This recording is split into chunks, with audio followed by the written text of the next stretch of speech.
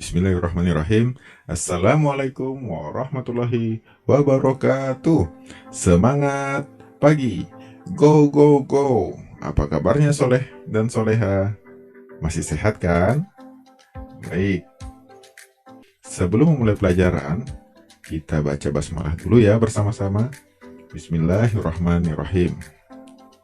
Kali ini kita akan membahas bab 1 tentang mengenal ikon pengatur teks dan paragraf. Apa saja sih ikon pengatur teks dan paragraf? Baik, sebelumnya kita bahas dulu Al-Quran. Itu ada juga membahas komputer. Nah, dalam surah Toha yang berbunyi Qala Rabbi shrahli sadri wa yassirli amri, yang artinya, ya Tuhanku, lapangkanlah untukku dadaku, dan mudahkanlah untukku urusanku. Quran Surah Toha ayat 25-26.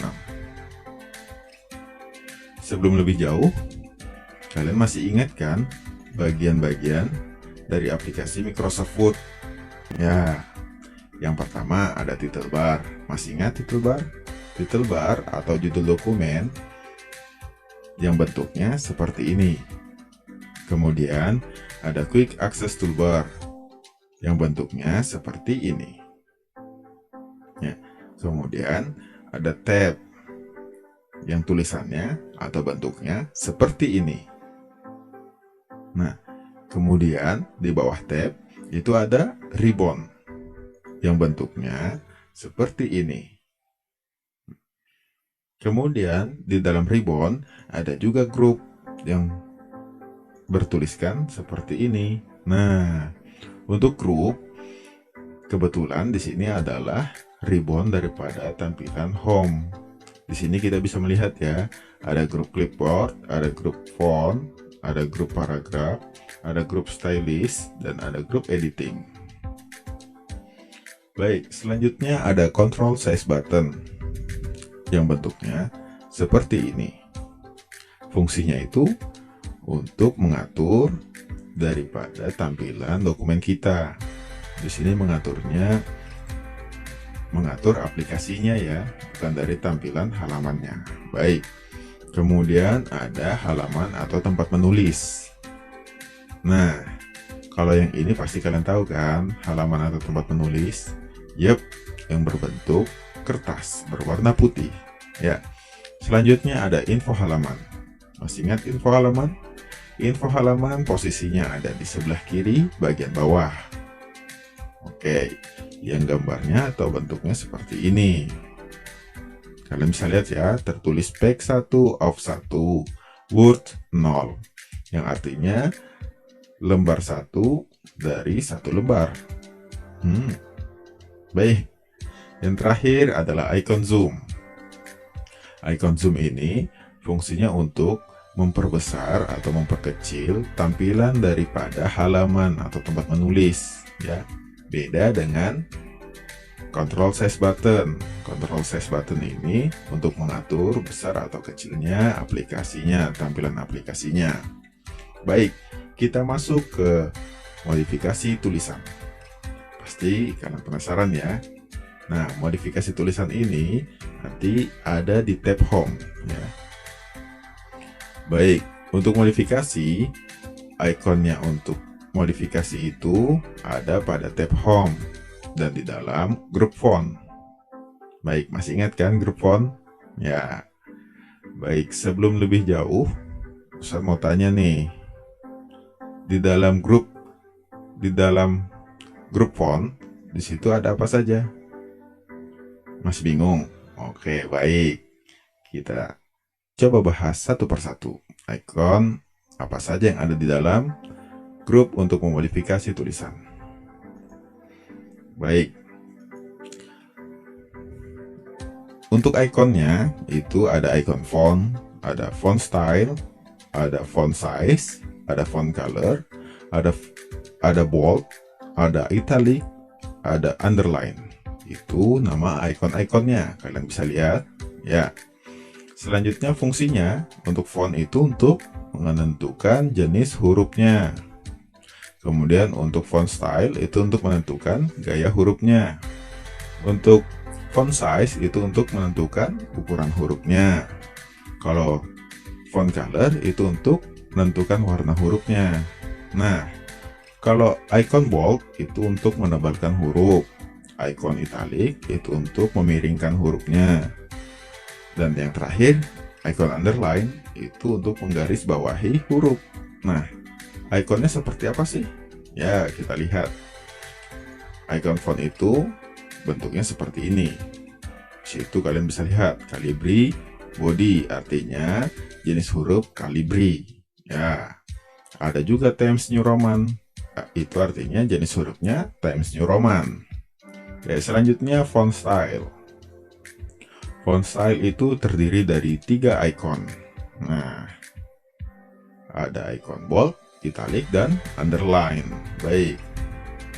Selanjutnya ada icon font size. Di sini terlihat yang ada angkanya.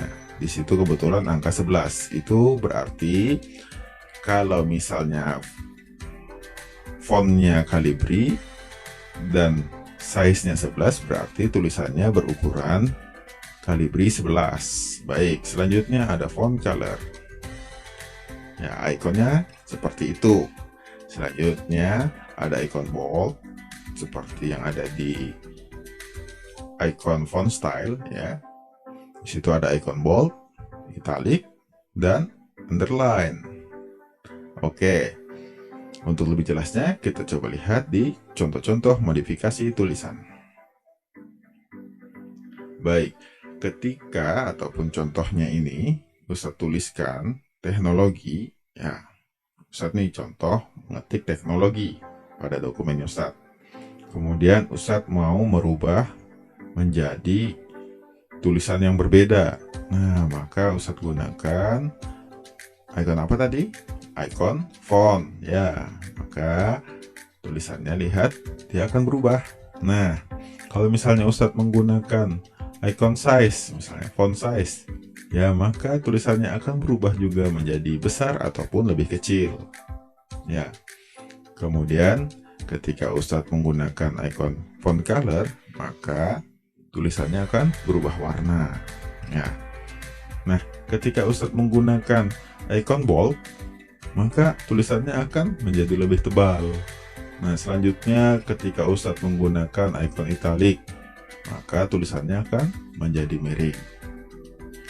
Yang terakhir, ketika Ustadz menggunakan icon underline, pasti kalian sudah tahu kan? Yap, tulisannya akan bergaris bawah. Nah, untuk mengatur paragraf agar tata letaknya lebih rapi atau lebih menarik, kalian bisa menggunakan icon-icon untuk mengatur paragraf. Ya, icon-icon pengatur paragraf ini berada pada grup paragraf. Nah, di sini kalian bisa lihat ya, ikonnya seperti ini. Ada 4 icon. Nah, yang pertama itu icon rata kiri. Artinya tulisan dibuat rata di sebelah kiri. Bentuk ikonnya seperti ini, ya. Dia rata sebelah kiri. Kemudian yang kedua adalah rata kanan atau elegant right. Artinya tulisan dibuat rata di sebelah kanan. Nah, ikonnya adalah yang ini, ya, berbeda ya antara kanan dan kiri. Baik, selanjutnya adalah rata tengah atau center. Artinya tulisan ditempatkan di tengah semua. Nah, ikonnya seperti ini. Yang terakhir yaitu rata kiri kanan atau just TV. Artinya tulisan dibuat rata di sebelah kiri dan kanan. Bentuk ikonnya seperti apa? Bentuk ikonnya yang terakhir seperti ini. Ya. Baik. Selanjutnya kita coba mengenal bullet dan numbering. Apa sih bullet dan numbering? Ya, bullet dan numbering digunakan untuk menandai keterangan dalam bentuk daftar rincian. Misalnya kalian ingin menulis daftar rincian pekerjaan kalian.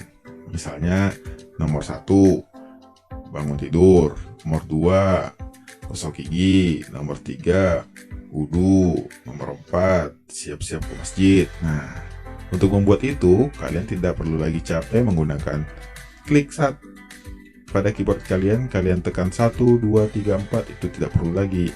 Kalian tinggal gunakan icon ini, maka angkanya ataupun pilihan-pilihannya ataupun rinciannya akan terbentuk dengan sendirinya ketika kalian enter. Baik, icon bulat biasanya menggunakan simbol atau gambar. Ya, ikonnya seperti ini. Untuk icon numbering yang biasanya menggunakan angka atau abjad, bentuknya seperti ini. Bisa kalian bedakan ya antara bulat dan numbering. Baik, sampai sini sudah paham ya? Oke, lanjut ke header and footer. Header and footer, nah, kurang lebih seperti manusia. Dalam surat itu ada header dan ada footer. Tapi header itu apa sih? Ya, header itu adalah teks singkat yang terletak di atas naskah. Bentuknya seperti ini. Kalian bisa lihat ya.